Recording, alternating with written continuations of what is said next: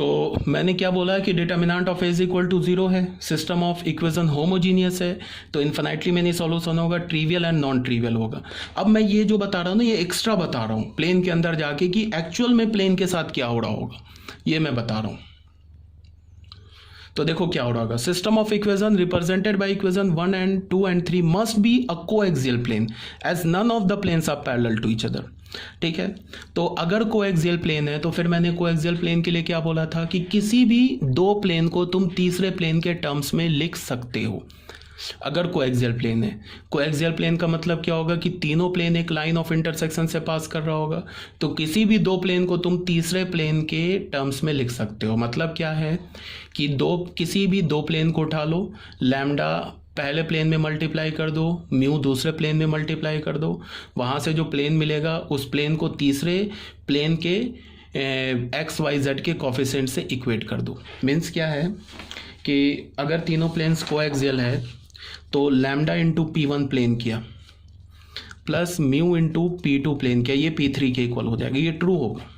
या lambda into P1 किया plus mu into P3 किया, ये P2 के इक्वल होगा, ये भी ट्रू होगा। लैम्डा इंटू P2 किया प्लस म्यू इंटू P3 किया, ये P1 के इक्वल होगा, ये भी ट्रू होगा, बिकॉज प्लेन कोएक्सियल है।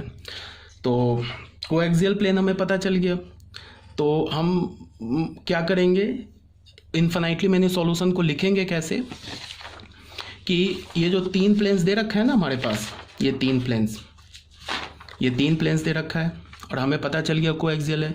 हम अपनी मर्जी से कोई भी एक प्लेन को हटा देंगे। या मुझे ये प्लेन, मैंने सेकंड प्लेन हटा दिया, बिकॉज चाहे तुम फर्स्ट और सेकंड को सॉल्व करो, उससे जो लाइन ऑफ इंटरसेक्शन आएगा उसी लाइन ऑफ इंटरसेक्शन से तीसरा पास करेगा। या तुम फर्स्ट और थर्ड को सॉल्व करो, उससे जो लाइन ऑफ इंटरसेक्शन होगा उससे सेकंड प्लेन पास करेगा। या तुम सेकंड और थर्ड को सॉल्व करो, उसका लाइन ऑफ इंटरसेक्शन होगा, उसी से भी फर्स्ट प्लेन पास करेगा। कोएक्सियल है ना, तो हमने तीन प्लेन में से कोई भी एक प्लेन हटा दिया, सेकंड प्लेन हटा दिया, और हमें पता है कोएक्सियल है। तो कोएक्सियल है, इसका क्या मतलब हो रहा होगा कि तीनों के लाइन ऑफ इंटरसेक्शन पे ओरिजिन होगा। तो हमें क्या चाहिए, उस लाइन ऑफ इंटरसेक्शन के करस्पॉन्डिंग सारे सॉल्यूशन चाहिए। तो हमने पहला और तीसरा इक्वेशन को रखा, सेकंड को हटा दिया। उसमें से हमने क्या किया, z को लैम्डा बोल दिया और एक्स वाई का वैल्यू लैम्डा के टर्म में निकाल दिया, वो हमारा इन्फिनाइटली मेनी सॉल्यूशन हो गया। ठीक है, तो हमने क्या किया कि इसमें ये फर्स्ट इक्वेशन था और सेकंड इक्वेशन था, इसको रखा हमने, सेकंड को हटा दिया, इसमें z को लैम्डा बोल दिया। अब ये जो इन्फिनाइटली मेनी सॉल्यूशन है ये सिंगल पैरामीटर में होगा, बिकॉज एक लाइन पर लाई कर रहा है। तो हमने z को लैम्डा बोल दिया, और z को लैम्डा बोलने के बाद क्रॉस मल्टीप्लिकेशन ये मेथड यूज़ किया। यहाँ से हमने x की ये वैल्यू निकाल ली लैम्डा के टर्म में, y की ये वैल्यू निकाल ली, z is equal to lambda है, लैम्डा बिलोंग्स टू r बोल दिया। तो ये हमारा इन्फिनाइटली मेनी सॉल्यूशन हो गया। यहाँ पे हमने क्या किया, z को लैम्डा बोला है, तुम y को लैम्डा बोल करके x और z का वैल्यू y लैम्डा के टर्म में निकाल लो, या तुम x को लैम्डा बोल दो, y और z का वैल्यू लैम्डा के टर्म्स में निकाल लो। तो देखने में जो सॉल्यूशन होगा ना इन्फिनाइटली मेनी सॉल्यूशन, वो डिफरेंट फॉर्म्स का आएगा, बट वो सेम ही वहाँ से x y z के वैल्यू मिलेंगे। लैम्डा की वैल्यू तुम चेंज करते जाओगे ना, तो x और y और z की वैल्यू सेम ही आएगी, वो डिफरेंट नहीं आएगी। ठीक है, आई होप ये भी क्लियर होगा। क्वेश्चन नंबर 5 में आ जाओ। क्वेश्चन नंबर 5 में एक non homogeneous set of equation दे रखा है, तो यहाँ हमने डिटर्मिनेंट ऑफ ए कैलकुलेट किया तो हमें 0 मिल गया। ठीक है, अब जैसे ही डिटर्मिनेंट ऑफ ए 0 मिला तो फिर हम ये कैलकुलेट करने नहीं बैठ जाएंगे। मैंने अभी बोला एडजॉइंट ए इंटू बी, ये कैलकुलेट नहीं करेंगे। अगर ये बहुत ही ईजिली कैलकुलेट हो रहा है, या एडजॉइंट ए इन्फॉर्मेशन में कुछ दे रखा है, इजीली कैलकुलेट हो रहा है, और तुम्हें दिख रहा है कि एडजॉइंट ए इंटू बी एक नल मैट्रिक्स नहीं है, तब तुम यहाँ पे डायरेक्ट बोल सकते हो कि सिस्टम ऑफ इक्वेशन क्या होगा, सिस्टम ऑफ इक्वेशन जो होगा वो इनकंसिस्टेंट होगा एंड नो सॉल्यूशन होगा, इनकंसिस्टेंट एंड नो सॉल्यूशन होगा।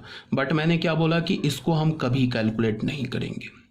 हम क्या करेंगे, सिस्टम ऑफ इक्वेशन क्या हमारा नॉन होमोजीनियस है, तो भी डेल्टा 0 हो रहा है, तो हम तो प्लेन के अंदर अब जाके देख लेंगे कि प्लेन के अंदर क्या चल रहा है। समझ रहे हो बात को, ये एडजॉइंट ए इंटू बी ये सब नहीं करेंगे। तो हमने क्या देखा, यहाँ देखो, हमने देखा now none of the planes represented by equation 1, 2 and 3 are parallel. देख लो तीनों प्लेन में से कोई भी प्लेन पैरेलल नहीं है। एक्स वाई जेड देख लो, यहाँ एक्स का कॉफिशेंट 1, यहाँ वाई और वाई का कॉफिशेंट 1/2, तो पहला प्लेन और दूसरा प्लेन नॉन पैरेलल है, फिर पहला तीसरा भी नॉन पैरेलल है, तो कोई भी तीनों प्लेन पैरेलल नहीं है, फिर भी डेल्टा ज़ीरो हो रहा है। कोई भी तीनों प्लेन पैरेलल नहीं है फिर भी डेल्टा ज़ीरो हो रहा है। तो याद करो कि मैंने क्या बोला, मैंने बोला कि यहाँ पे दो पॉसिबिलिटी हो सकती है, या तो तीनों प्लेन्स कोएक्सियल हो, या तो तीनों प्लेन्स क्या हो जाए, कोएक्सियल हो। मतलब क्या है कि तीनों प्लेन एक लाइन ऑफ इंटरसेक्शन से पास कर रहा हो, या तो एक ये सिनेरियो हो सकता है, या दूसरा सिनेरियो ये हो सकता है, या तो एक ये सिनेरियो हो सकता है, या दूसरा सिनेरियो क्या होगा कि दो प्लेन का लाइन ऑफ इंटरसेक्शन, ये तो ऑलरेडी बता रखा है, ये तो कि इस लाइन ऑफ इंटरसेक्शन के पैरेलल एक तीसरा प्लेन हो जाए, ये बता रखा है। एक तो या ये होगा, एक तो या ये होगा। ये क्या होगा, इसको कैसे चेक करेंगे, lambda d1 plus mu d2, अगर d3 के इक्वल आ जाए तो ये वाली चीज़ हो जाएगी, और lambda d1 plus mu d2 अगर d3 के इक्वल नहीं आए तो ये वाली चीज़ हो जाएगी, ये हो जाएगी। इस केस में क्या होगा, इनकंसिस्टेंट होगा, नो सॉल्यूशन होगा। इस केस में क्या होगा, consistent and infinitely single parameter solution होगा। ठीक है, तो फिर हम शुरू हो गए। हमने क्या किया, यहाँ क्या बोल रहा हूँ मैं कि none of the three planes represented by equation 1 and 2 and 3 are parallel. तो इक्वेशन 1, 2 and 3 आर इधर कोएक्सियल प्लेन, और line of intersection of any two planes is parallel to the third plane. यही दो पॉसिबिलिटी है। अब इसको हम check कैसे करेंगे, हमने पहले इक्वेशन को P1 प्लेन बोल दिया, दूसरे इक्वेशन को P2 प्लेन बोल दिया, तीसरे इक्वेशन को P3 प्लेन बोल दिया। कोई भी तुम दो प्लेन को चुन लो, P1 P2, P2 P3 या P1 P3, उसको तुम लैम्डा म्यू से मल्टीप्लाई करके x और y या y और z या z और x के कॉफिशेंट से तुम लैम्डा म्यू में दो इक्वेशन बना लो, वहाँ से तुम लैम्डा म्यू का वैल्यू निकाल लो। वो लैम्डा म्यू का वैल्यू जो z में इक्वेशन बनेगा ना लैम्डा म्यू में, उसको सेटिस्फाई करेगा ही करेगा, इस बात की गारंटी है, तभी डेल्टा ज़ीरो हो रहा है। ठीक है, अगर वो लैम्डा म्यू का वैल्यू कांस्टेंट टर्म को भी सेटिस्फाई कर जाए तब क्या होगा, कोएक्सियल प्लेन होगा। और अगर वो लैम्डा म्यू का वैल्यू से कांस्टेंट टर्म सेटिस्फाई नहीं हो तब क्या होगा, दोनों प्लेन के लाइन ऑफ इंटरसेक्शन से तीसरा प्लेन, जो तीसरा प्लेन होगा दोनों प्लेन के लाइन ऑफ इंटरसेक्शन के पैरेलल होगा। तो हमने क्या किया, हमने फर्स्ट इक्वेशन है ना, इसको लैम्डा से मल्टीप्लाई किया, सेकंड इक्वेशन को म्यू से मल्टीप्लाई किया, और थर्ड इक्वेशन के कांस्टेंट ये एक्स और वाई और जेड के वेरिएबल से इक्वेट कर दिया। तो यहाँ क्या होगा, इसको तुम ऐसे देख लो, इसको लैम्डा से मल्टीप्लाई किया तो ये तो लैम्डा हो गया, यहाँ से म्यू से मल्टीप्लाई किया प्लस म्यू, तो मल्टीप्लाई करके ऐड करोगे तो एक्स का कॉफिशेंट तो ये बनेगा, फर्स्ट सेकंड में अगर मल्टीप्लाई करके ऐड करोगे ना तो ये क्या होगा, ये तो एक्स का कॉफिशेंट होगा। थर्ड इक्वेशन में एक्स का कॉफिशेंट क्या दे रखा, 1। अब फिर क्या होगा, यहाँ लैम्डा से मल्टीप्लाई करेंगे, ये लैम्डा प्लस 2 म्यू, ये y का कॉफिशेंट होगा। थर्ड इक्वेशन में y का कॉफिशेंट क्या है, 4। फिर क्या होगा, लैम्डा प्लस 3 म्यू, ये z का कॉफिशेंट होगा। थर्ड इक्वेशन में z का कॉफिशेंट क्या, 7। ऐसे हमने ले लिया। हमने क्या किया, पहले इक्वेशन और दूसरे इक्वेशन को लैम्डा म्यू से मल्टीप्लाई करके तीसरे इक्वेशन के कॉफिशेंट से इक्वेट कर दिया। तुम कर सकते हो ऐसा भी कि सेकंड और थर्ड को लैम्डा म्यू से मल्टीप्लाई करके फर्स्ट इक्वेशन के कॉफिशेंट से इक्वेट कर दो, या फर्स्ट और थर्ड को लैम्डा म्यू से मल्टीप्लाई करके सेकंड इक्वेशन के कॉफिशेंट से इक्वेट कर दो, सब एक ही रिजल्ट आएगा। हमारे पास ये 3 इक्वेशन आ गया, इस 3 में से कोई भी 2 इक्वेशन चुन लो, वहाँ से तुम लैम्डा म्यू का वैल्यू निकाल लो, तो ये तीसरा को सेटिस्फाई करेगा ही करेगा। अब तुम्हें क्या देखना है, ये देखना है 6 लैम्डा प्लस 14 म्यू, अगर ये 30 के इक्वल हो गया तो फिर क्या होगा, कोएक्सियल प्लेन होगा। मीन्स क्या होगा, तीनों एक लाइन से पास करेगा।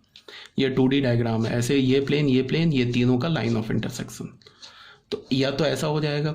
अगर ये 6 लैम्डा प्लस 14 म्यू ये 30 के इक्वल नहीं हुआ तब क्या होगा, पहला प्लेन दूसरा प्लेन, पहले दोनों दूसरे प्लेन का ये लाइन ऑफ इंटरसेक्शन इसके पैरेलल आ जाएगा तीसरा प्लेन, तो ये पॉसिबिलिटी होगा। तो देख लो, हमने करके देख लिया। यहाँ से हमने फोर्थ और फिफ्थ को सॉल्व किया तो लैम्डा की म्यू की वैल्यू क्या मिल गई हमें, 3। लैम्डा की वैल्यू क्या मिल गई, -2। अब ये लैम्डा म्यू का वैल्यू जो है ना, ये थर्ड इक्वेशन हमारा क्या बन रहा है, लैम्डा प्लस 3 म्यू। इसको तो करना ही है सेटिस्फाई, तब भी मैंने एक बार करके दिखा दिया। लैम्डा का वैल्यू डाला, म्यू का वैल्यू डाला, 7 आ गया, जो कि इक्वल है, देख लो, ये तो करना ही है सेटिस्फाई। अब हमने क्या किया कि इस लैम्डा म्यू के वैल्यू से हमने कांस्टेंट टर्म को चेक किया।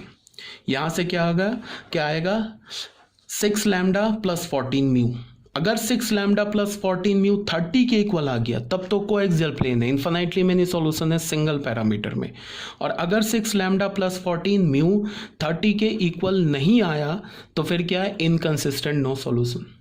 तो हमने 6 लैम्डा प्लस 14 म्यू निकाला, वो 30 के इक्वल आ गया, कांस्टेंट टर्म के इक्वेशन आ गया थर्ड के।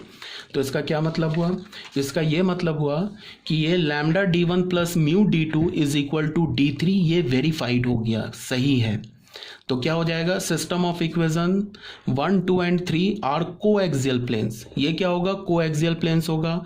इस केस में इन्फिनाइटली मेनी सॉल्यूशन होगा 1 पैरामीटर में। तो यहाँ मैंने क्या लिखा, infinitely many solution 1 parameter lies on the line of intersection of any 2 plane.